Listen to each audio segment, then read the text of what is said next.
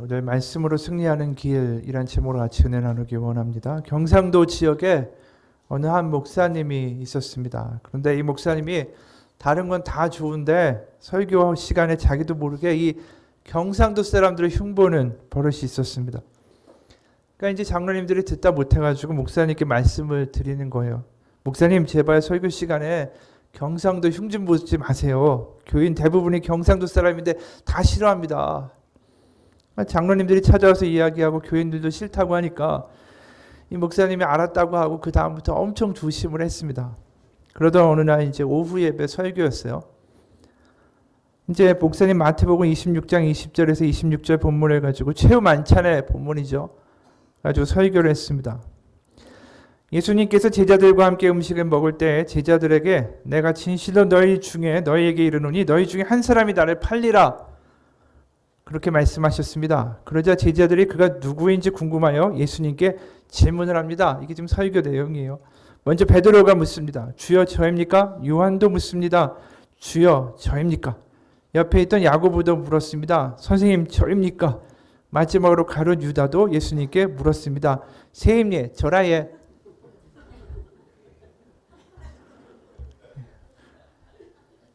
한참 생각하셔 웃으시는 분들이 있어요. 이 목사님이 너무 하셨죠. 성도분들 시험 들게.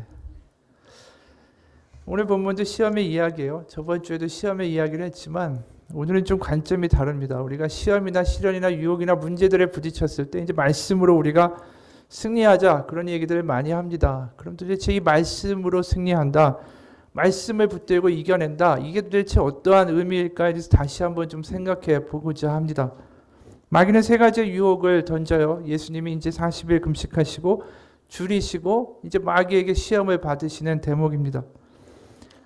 그 마귀의 시험에 대해서 예수님은 세 번 다 공의, 하나님의 말씀, 성경 말씀을 가지고 응답하십니다. 첫 번째 돌을 떡으로 만들어라. 이게 마귀의 유혹이죠. 그래서 사람들에게 인정받고 환호받는 메시아가 되라. 십자가를 피하라는 유혹을 합니다. 거기에 대해서 예수님의 답은 신명기 8장 3절이었어요. 사람이 떡으로만 살 것이 아니라 하나님의 입으로 나오는 말씀으로 살 것이라 라고 말씀하셨습니다. 그리고 이제 세 번째 유혹엔 마귀는 이렇게 얘기합니다. 자기를 경배하라, 나에게 절하라.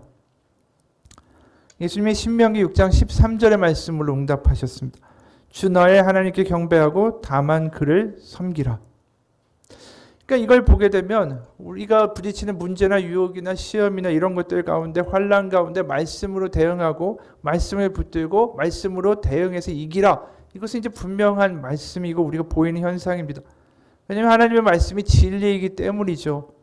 히브리서에 이렇게 말씀합니다. 하나님의 말씀은 살아있고 활력이 있어 좌우의 날선 어떤 검보다도 예리하여 혼과 영과 및 골수와 관절과 골수를 찔러 쪼개기까지 하며 또 마음의 생각과 뜻을 판단하나니라고 말씀을 하세요. 그러니까 우리가 어려울 때 하나님의 말씀 붙드는 건 참 당연한 일이고 위로가 되는 게 정말 말씀이라는 건 사실입니다.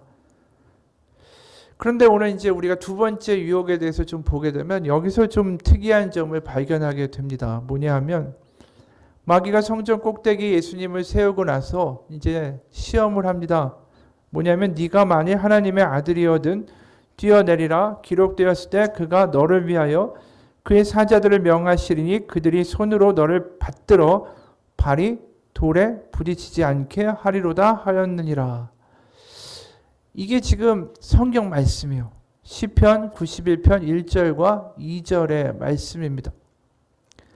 그러니까 지금 마귀가 예수님을 시험하는데 뭘 가지고 시험하냐면 성경 구절 가지고 시험한다라는 거예요. 그러니까 이제 또 공의 예수님이 이 두 번째 유혹에 대해서도 성경 말씀으로 응답하시죠. 신명기 6장 16절에 주 너의 하나님을 시험하지 말라 하였느니라.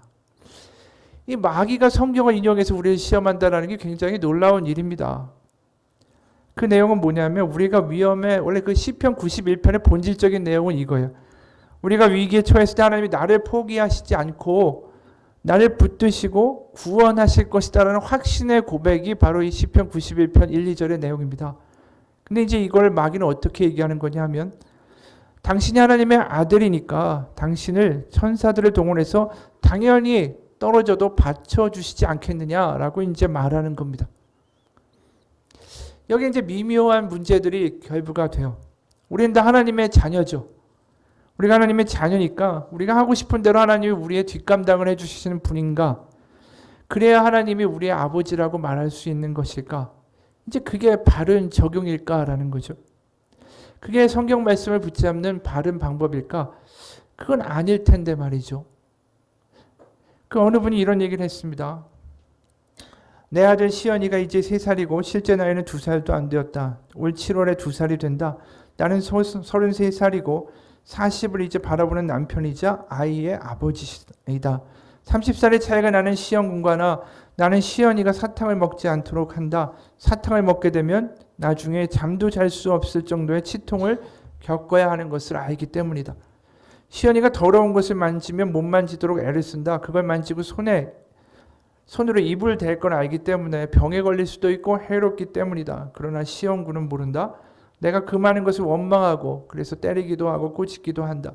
내가 안 볼 때를 틈타 그런 걸 하려고 한다. 그런데 내가 막는 것이 그 인생을 이롭게 하는 것인데도 불구하고 그 아이는 모른다. 겨우 30년 차이밖에 나지 않는데 그 아이는 모르고 나는 안다. 그 인생에 도움이 되는 것과 그렇지 않은 것에 대해서 나는 알지만 그 아이는 모른다. 가끔씩 내 인생에서 내가 우겨서 하려는 것들이 있다. 그것들은 내가 볼 때 정말 좋아 보이고 올바르고 내 인생에 도움이 되는 것들이다. 그것의 성취를 위해서 나도 기도하기도 하고 떼쓰기도 하고 그러면서 결과가 안 나오면 원망하기도 한다. 그런데 하나님의 나이는 얼마일까? 내가 33살, 하나님은 몇 살? 하나님은 내가 올바른 것을 선택하며 내가 행복한 삶을 살게 하시기 위해서 금지하고 막고 때로는 때리기도 하실 것이다. 그런데 문제는 내가 그것을 인식하지 못한다라는 점이다. 시연이에게 내가 아무리 설명하고 혼내고 그래도 인식하지 못하고 원망하고 꼬집는 것처럼 나도 하나님께 원망과 불평을 쏟아내며 못된 하나님으로 만들어 간다. 이제 조금 있으면 시연이가 말을 하게 되고 나와 말을 하게 되면 이해하게 될 것이고 내가 시연이에 대한 그 마음을 그 아이도 알 수 있게 될 것이다. 더 나아가 철이 들었다 하는 나이가 되면 그를 향한 내 마음까지도 알게 되고 그는 배려 많은 아이로 헤아리는 아이로 소중한 것을 선택하는 아이로 자라나게 될 것이다. 나와 시연이의 30년 차이가 주는 이해의 폭이 너무나도 크다. 그런데 하나님과 나의 나이 차이가 30년만 날까? 그 이해의 크기는 얼마나 클까? 이걸 말씀드리는 이유는 뭐냐면 우리가 말씀을 붙들 때 하나님 이렇게 성경에 적혀 있는데 지금 내가 이게 필요하니까 이렇게 해주십시오. 내 아버지라면서요. 이렇게 기도할 수 있다라는 거예요. 우리가. 지금 내가 원하는 것을 해주면 내가 하나님 정말 내 아버지라고 내가 인정하겠습니다. 우리가 이런 식의 거래를 하나님과 할 수 있는 사람들이라는 거죠. 오늘 마귀가 그걸 가지고 미묘하게 비틀고 있는 거예요. 네가 원하는 대로 뛰어도 네가 하나님의 아들이니까 받쳐주실 거 아니냐. 하나님 아버지시라는데 당연히 그러지 않겠느냐. 그렇게 지금 마귀가 예수님에게 이야기하고 있는 거예요. 근데 우리가 봐야 될 건 뭐냐면 지금 이야기한 33살의 아버지의 고백처럼 내가 원하는 것을 내가 원하는 방식을 이루어주는 신은 하나님이 아니라 요술램프의 지인입니다. 하나님은 내가 원하는 것을 이루어주는 신이 아니라 그분이 보시기에 가장 내게 필요한 것을 허락하시는 분이에요. 그게 부모의 마음이고 입장이라는 거죠. 그런데 우리는 마치 3살짜리 어린 아이처럼 내가 원하는 것을 달라고 그걸 요구하고 그런 신이 되어 달라고 하나님께 매달릴 때가 있습니다. 그러니까 그게 성경에서 우상이 등장하는 이유예요. 왜 우상이 등장할까? 하나님 살아계신데. 왜냐하면 자신들이 원하는 것을 자신들이 뭐가 바치면 거래로서 응답해주는 그러한 신이 자신들한테 편하기 때문이라는 거죠. 자판기와 거래하듯이 돈을 내면 물건이 나오듯이 뭔가 그런 자판기 같은 대상으로서의 신, 그게 우상입니다. 그야말로 나에게 간섭하지 말고 내가 원하는 것을 지금 줄 수 있는 것, 그게 나에게 신이다라는 게 우상 숭배예요. 바로. 근데 하나님은 그런 거래가 아니라 우리에게 사랑의 관계를 맺기 원하신다라는 거죠. 그렇기 때문에 내가 바랄 때 바라는 방식으로 기적을 일으켜서 하나님이 하나님 되심을 입증해서 나에게 인정받는데 하나님의 관심이 없어요. 그게 가장 큰 차이라는 거예요. 그게 마귀가 지금 유혹하고 있는 가장 큰 그 약점이기도 하다라는 겁니다.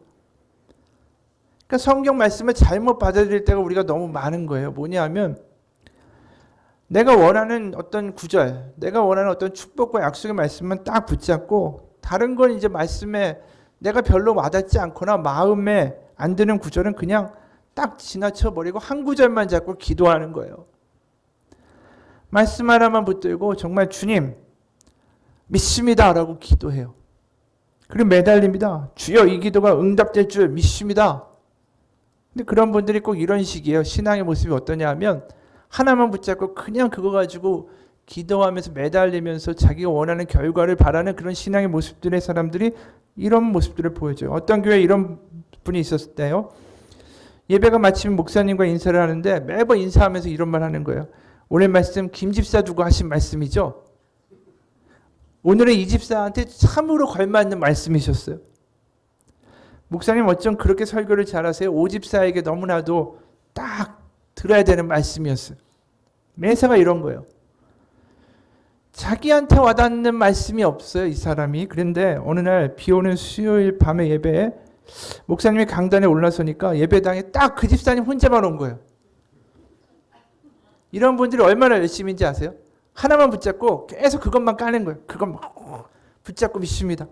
근데 그분 혼자 나온 거예요. 그 비 오는 날 혼자 나온 겁니다. 그러니까 목사님이 속으로 쾌재를 불렀어요. 야, 잘됐다. 오늘 하나님께서 절호의 기회를 주셨구나. 그래서 목사님이 작심을 하고 그 집사님은 빤히 보면서 말씀을 쏟아부었습니다. 어차피 듣는 거 하나니까. 설교를 마친 목사님 속으로 그랬습니다. 이제 당신 꼼짝 못하겠구나. 그랬더니 예배 후에 그 집사님 목사님께 인사하는데 이럽니다. 목사님 오늘 말씀은 김 집사, 이 집사, 오 집사, 최 집사가 들어야 되는데 너무 아쉬워요. 이러고 나가는 거예요. 자기한테 그 말씀이 해당이 안 되는 거예요. 자기가 보고 싶은 거, 듣고 싶은 거, 붙잡고 싶은 것만 딱 붙잡고 그 외에는 하나도 자기한테 안 들리는 겁니다. 예를 들어서 회개하라. 그 말씀도 자기한테 해당이 안 되고 김 집사, 이 집사한테 해당되는 거죠. 그러니까 말씀을 취사 선택을 하는 겁니다. 이게 왜 일어날까? 삶의 주인이 나이기 때문이에요. 나. 하나님이 주인이 아니라 내가 주인이니까 말씀도 내가 원하는 거 찝어가지고 그거 가지고 기도하고 요구하는 거예요. 아무리 부모가 진짜 이 아이한테 몸에 좋은 야채를 디밀어도 이거 먹어야 된다고 해도 나는 소세지를 먹으리라 입을 꽉 다물고 끝까지 안 먹는 아이와 같은 거라는 거죠. 그럼 부모가 얼마나 속이 상해요. 그 전문 용어로 뭐라고 합니까? 똥꼬집이라고 그러잖아요. 하나님이 선한 아버지신데 좋은 거 주시겠죠. 오늘 하나님의 말씀이 저에게 하시는 말씀이고 이걸 잘 먹겠습니다라는 게 이게 믿음이라는 거예요. 말씀을 붙드는 길이라는 거죠. 근데 자기의 생각과 자기의 주장과 자기 판단이 강한 사람들이 이게 잘 안 되는 거예요. 하나님과 어떤 일을 벌이냐면 줄다리기를 하기 시작해. 내 자리를 포기하거나 주님을 따라가는 것을 하기보다는 하나님과 줄다리기를 합니다. 이런데 왜 하나님 왜 안 해줍니까? 이런데 하나님 왜 이렇습니까? 이게 지금 우리가 가장 많이 말씀 가지고 시험에 걸리는 그런 경우들이다라는 거죠. 오늘 예수님이 마귀가 이제 시험을 하면서 그 뛰어내려도 받쳐주시리라 이런 이야기 했을 때 대응하신 말씀이 신명기 6장 16절의 말씀이에요. 근데 그 말씀의 배경은 뭐냐면 출애굽기 17장에 마사무리바라는 사건이 있어요. 그 사건하고 관련이 있습니다. 그 이집트를 탈출해가지고 이제 광야로 들어가죠. 그러니까 이제 이스라엘 백성들이 목이 마르다고 하면서 모세를 돌로 쳐 죽이려고 그래요. 이 데리고 나왔는데 왜 안 해주냐는 거죠. 물도 안 주고 후회도 되고. 바로 이 사람들이 며칠 전까지 어떻게 했냐면 홍해가 쫙 갈릴 때 그 앞에서 와 능력이신 하나님, 강력한 이집트의 전차 부대를 수장시켜버리신 하나님, 북을 치면서 악기를 연주하고 하나님 찬양하고 춤췄던 사람들이에요. 근데 그 사람들이 안색을 싹 바꾸고 이제 물을 내놔라. 기적을 보이라 라고 요구하는 거예요. 그러니까 출애굽기 17장 2절에 보면 이런 말씀이 있어요. 백성이 모세와 다투어 이르되 우리에게 물을 주어 마시게 하라. 모세가 그들에게 이르되 너희가 어찌하여 나와 다투느냐? 너희가 어찌하여 여호와를 시험하느냐? 그러니까 한마디로 시험이라는 단어가 뭘 의미하냐면 그들이 원하는 때에 원하는 방식으로 지금 바로 물이 필요하니까 물을 먹게 하면 내가 하나님으로 인정하고 그렇지 않으면 모세도 돌로 쳐 죽이고 하나님도 이제 끝이다라는 거예요. 근데 여기에서 우리가 생각해 봐야 될 건 뭐냐. 홍해를 갈라서 광야로 내보내셨으면 하나님이 당연히 물도 알아서 해결하시겠죠. 그런데 지금 이들이 요구하는 건 뭐냐. 내가 지금 필요하니까 내가 원하는 방식과 내가 원하는 기적을 베풀어라. 그래야 믿을 수 있지 않겠느냐라고 지금 하나님께 대들고 있는 거죠. 그러니까 이들은 항상 하나님과의 줄다리기를 해요. 광야에서 하는 건 다른 게 아닙니다. 내가 원하는 하나님이 되라. 아니다. 나는 너와 사랑의 관계를 맺고 싶어. 그런데 이스라엘 백성은 계속 주장하는 거예요. 내가 원하는 하나님이 되라고. 그러니까 그 하나님의 백성이라고 부르는 이스라엘을 하나님이 결국 뭐라고 부르시냐면 목이 곧은 백성, 목이 뻣뻣한 백성이라고 부르십니다. 그러니까 똥꼬집인 백성인 거예요. 결국 이스라엘은. 이 피터 엔즈라는 신학자가 이런 말을 했습니다. 하나님을 상자 안에 넣는 것만큼 어리석은 게 없다. 우리는 익숙함과 우리가 예측하는 가능성을 잃어버릴까 봐 걱정하는 우리의 인간적인 두려움 때문에 하나님을 우리 마음속에 상자에 넣고 우리가 원하는 형상으로 변화시키고 한정시킨다. 그렇게 우리 입장을 고수하며 고집스럽게 자리를 지킬 때 그런 순간에 우리는 하나님을 믿는 게 아니라 나의 생각을 믿는 것이다. 바로 우상에 매달리느라 그분을 신뢰하라는 초대를 외면해 버린다. 그러니까 내가 원하는 하나님이 되라는 건 나의 우상이 되라는 거예요. 하나님 보고. 근데 우리가 하나님을 믿는 것은 내 뜻이 이루어지기를 바라는 게 아니죠. 신앙은 거래가 아니라 바로 살아계신 하나님, 선한 아버지 되시는 우리 하나님이 가장 좋은 것을 나에게 주시기 때문에 그것이 나의 삶 속에 이루어지기를 믿는 거예요. 그게 신앙이라는 거죠. 왜냐하면 하나님이 우리를 사랑하신다라는 것은 나에게 가장 좋은 것을 또 이유가 있기 때문에 지금의 문제들을, 위기들을 하나님께서 직면하게 하셨다라고 믿는 거죠. 그러니까 그 얘기는 뭐냐면 내가 옳은 게 아니라 하나님이 옳습니다라는 고백이 있는 거예요. 하나님이 옳으면 어떻게 됩니까? 감사하게 되는 거죠. 하나님이 기도하는 대로 내가 원하는 대로 내가 말씀 이거 딱 붙들고 기도하는 대로 응답하지 않으셔도 하나님은 선하시고 우리에게 예비하신 선한 것을 주십니다. 그 고백이 있어야 되는 거예요. 예전에 청년부에서 전에도 한번 얘기했는데 어느 자매가 너무 기도를 열심히 해요. 그러니까 늘 그렇잖아요. 교회에 주일에만 나오던 자매가 새벽 기도를 나온다.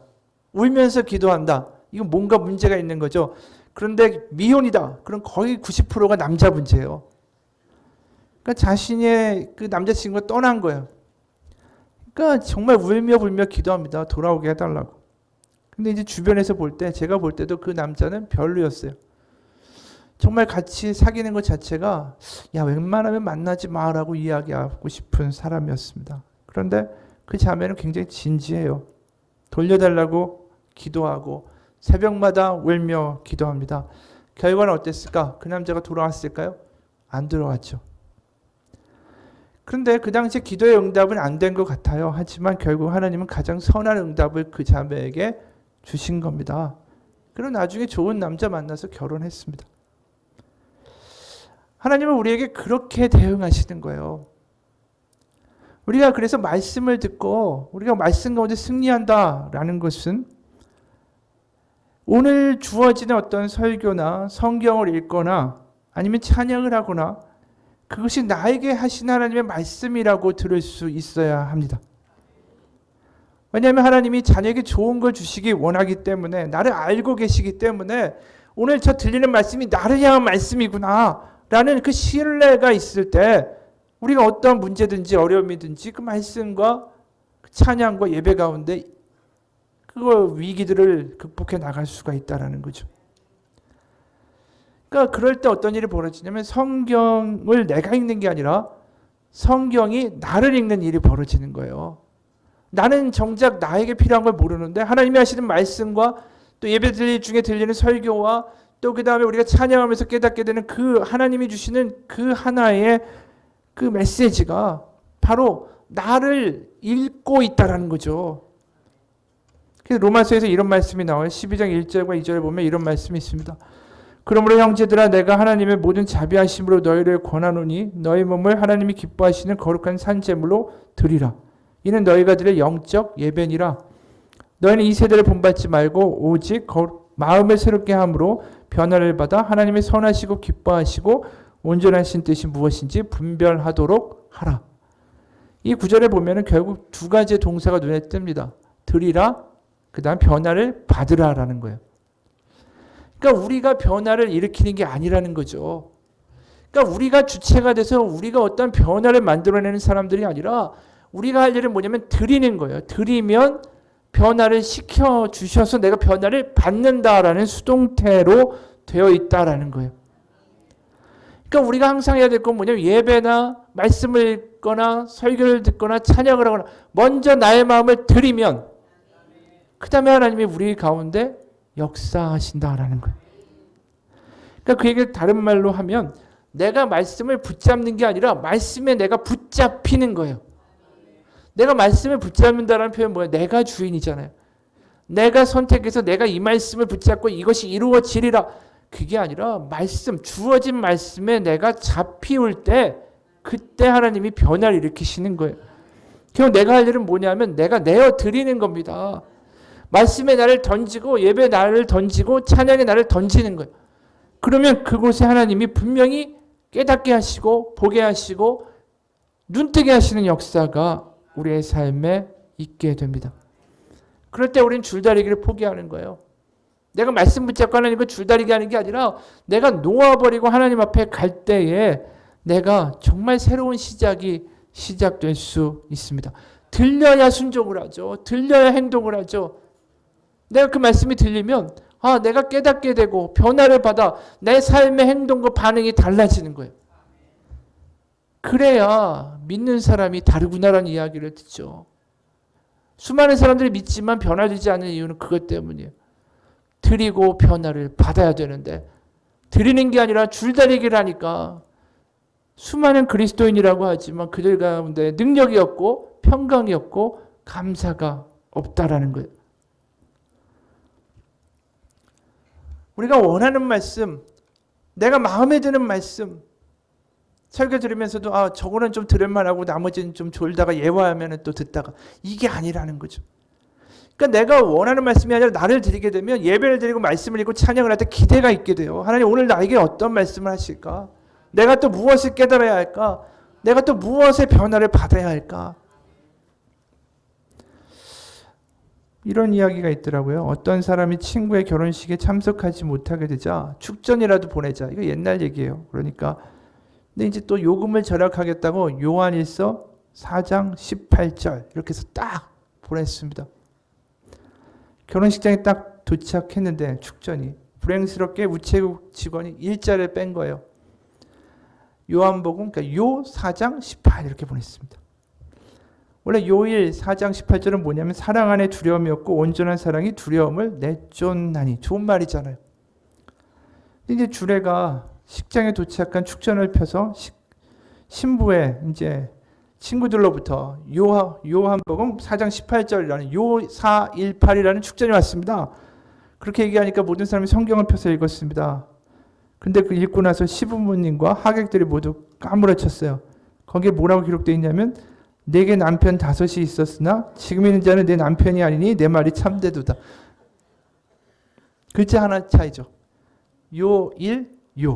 그렇죠? 요한일서나 요한복음이나 글자 하나 차이인데 아주 극과 극이죠. 그것도 마찬가지예요. 우리 신앙도.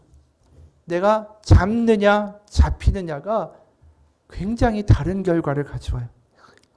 같은 구절을 읽어도 우리가 어떤 마음으로 읽느냐에 따라서 하늘과 땅 차이의 반응이 드러납니다. 주님 저를 말씀에 던집니다. 하나님 깨닫게 하시고 오늘 이 말씀으로 나를 인도하여 주옵소서. 그 기도에 하나님이 응답하시고 우리가 말씀에 잡히는 거예요.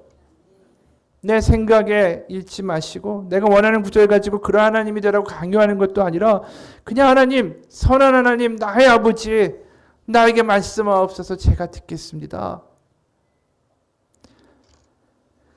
이찬수 목사님이라는 분이 있죠. 그분의 책 중에 이러한 간증이 나오더라고요. 오늘 어느 주일 예배 후에 한 성도로부터 여성도로부터 이메일이 왔다. 결혼을 했는데 남편이 상습적인 폭력을 휘둘렀다는 내용이었다.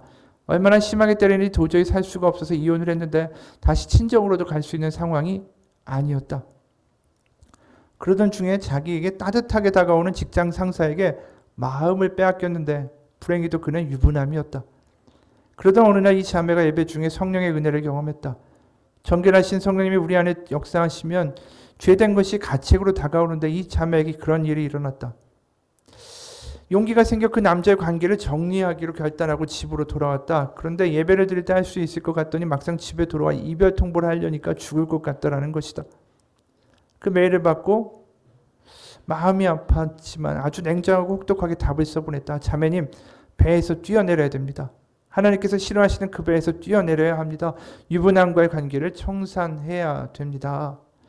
마태복음 14장 29절에 오라 하시니 베드로가 배에서 내려 물 위로 걸어서 예수께로 가되 그 풍랑이는 바다에서 자신이 타고 있는 배를 붙잡고 있는데 그곳의 배에는 예수님이 계시지 않습니다. 예수님이 계신 배 바깥으로 뛰어내리면 죽을 것 같은데 상식적으로는 그런데 우리 가운데 내가 그 배에 있다고 보호된다고 생각되는 것이 있는가?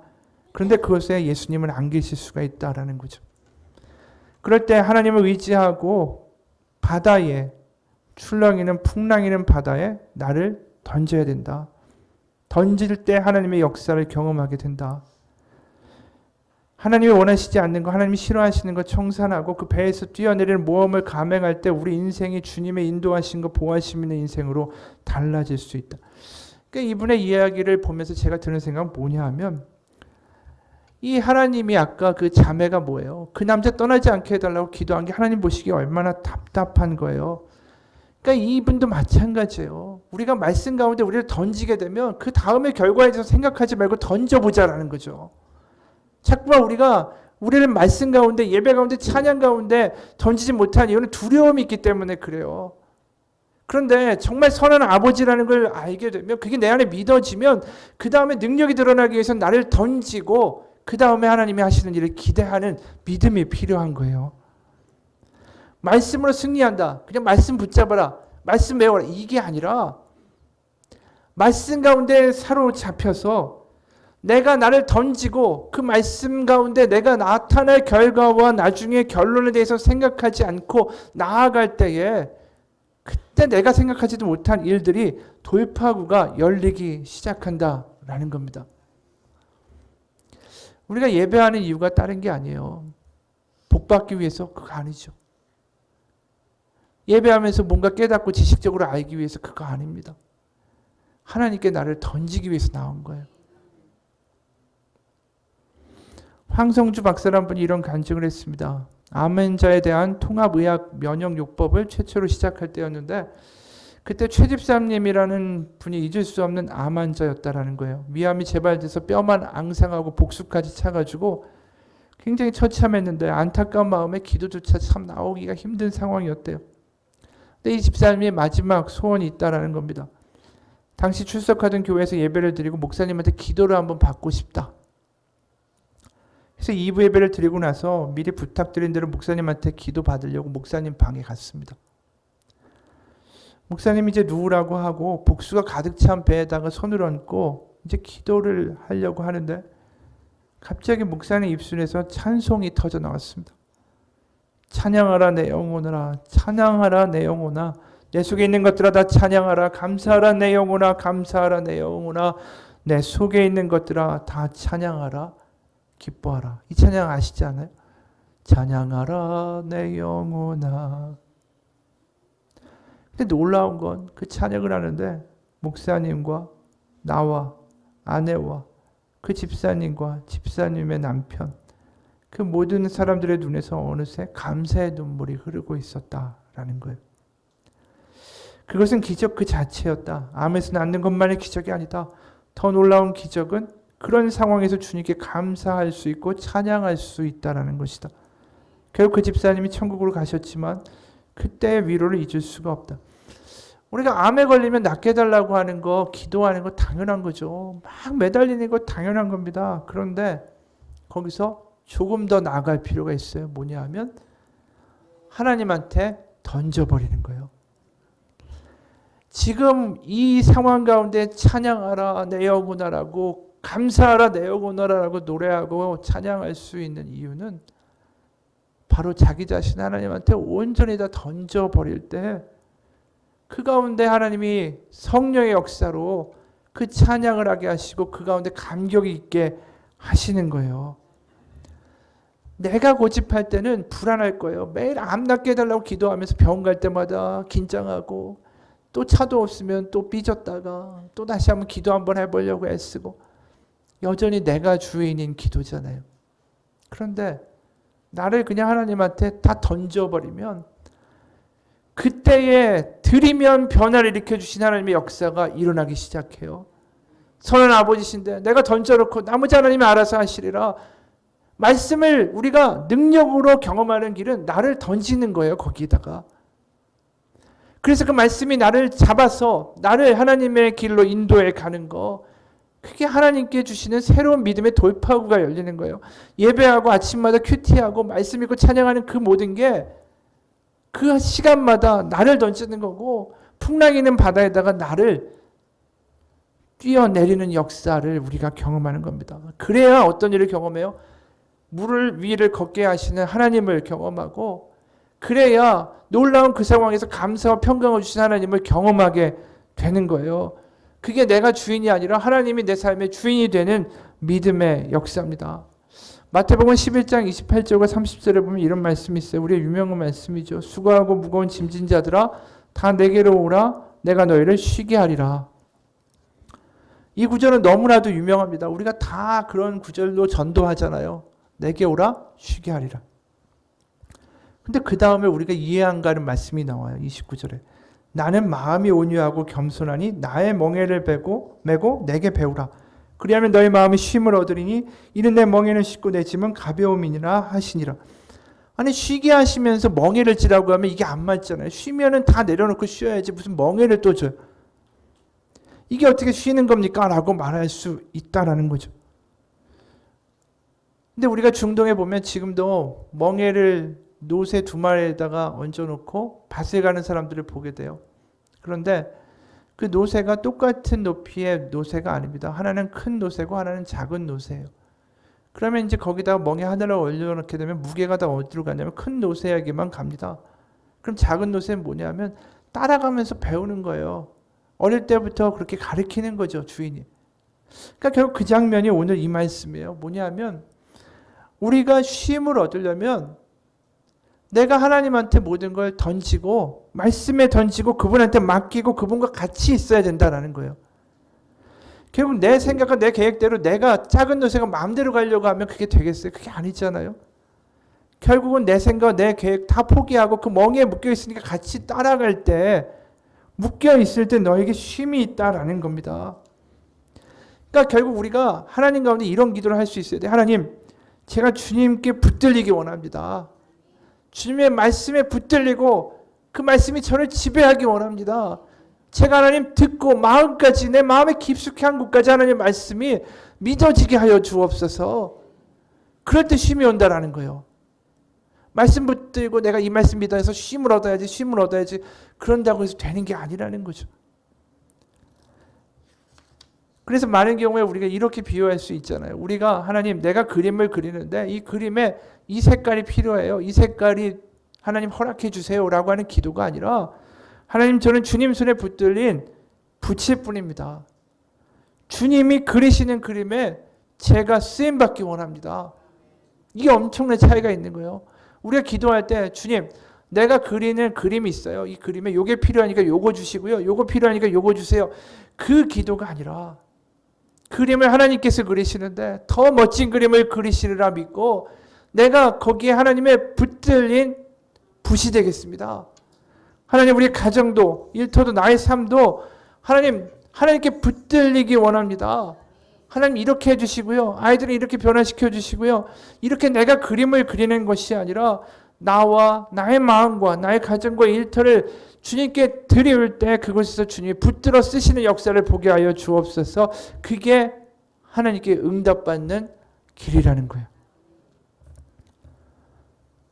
쉐칠라인이라는 사람이 있어요. 이분이 세상에 무릎 꿇지 않는 자라는 책을 썼는데 그 책에 이런 내용이 나옵니다.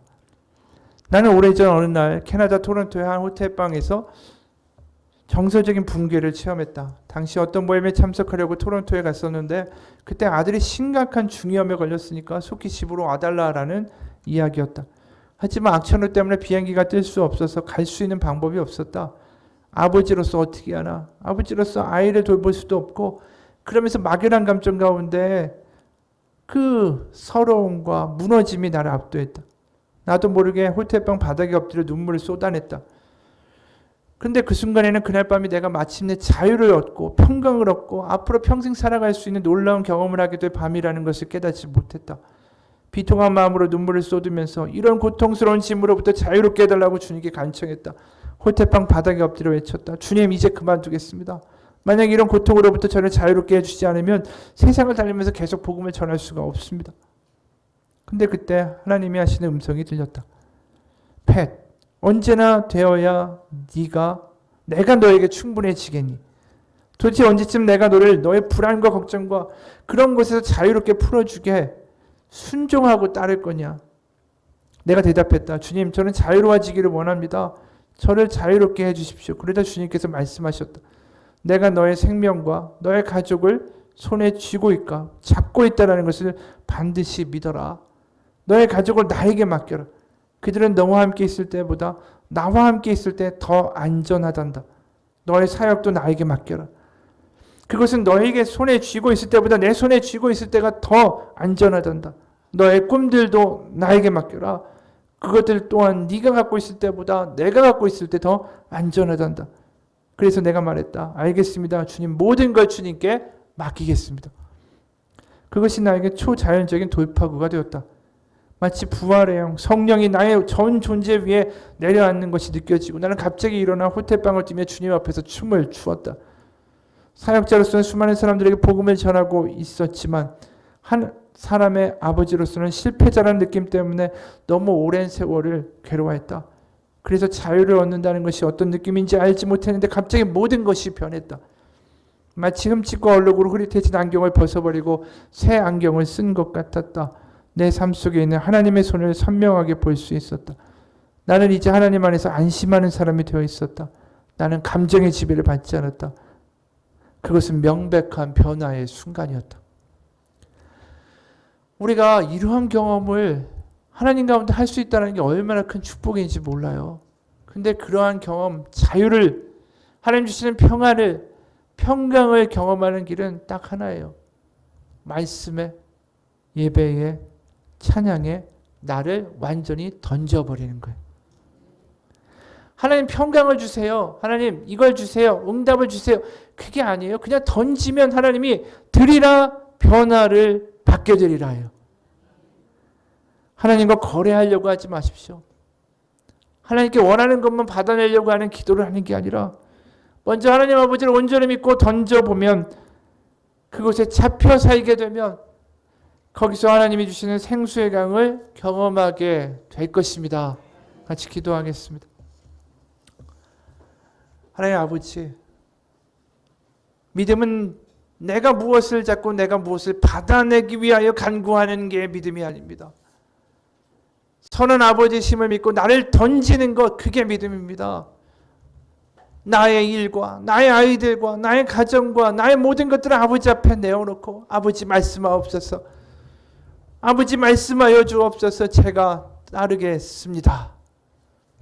그 기도를 할 때에 변하지 않을 것 같았던 나의 마음도, 변화되지 않을 것 같았던 나의 가정도, 변화될 것 같지 않았던 주변의 사람들도 바로 변화되게 됩니다. 왜냐하면 내가 그 말씀 가운데 먼저 변화되기 때문입니다.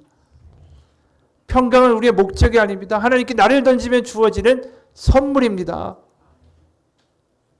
자유가 우리의 기도의 대상이 될 수 없습니다. 우리가 하나님께 맡기면 자유는 선물로 우리에게 주어지는 것입니다. 하나님, 먼저 하나님께 던지는 우리가 되게 도와주옵소서. 말씀에 던지고 매일마다 말씀과 찬양을 할 때마다 하나님께 전 존재를 나에게 다 내어 하나님 아버지 앞에 바칠 때 그곳에서 변화를 일으키시고 새로운 일을 행하시는 하나님을 발견하게 하여 주옵소서. 살아계신 예수 그리스도의 이름 받들어 기도합니다. 아멘.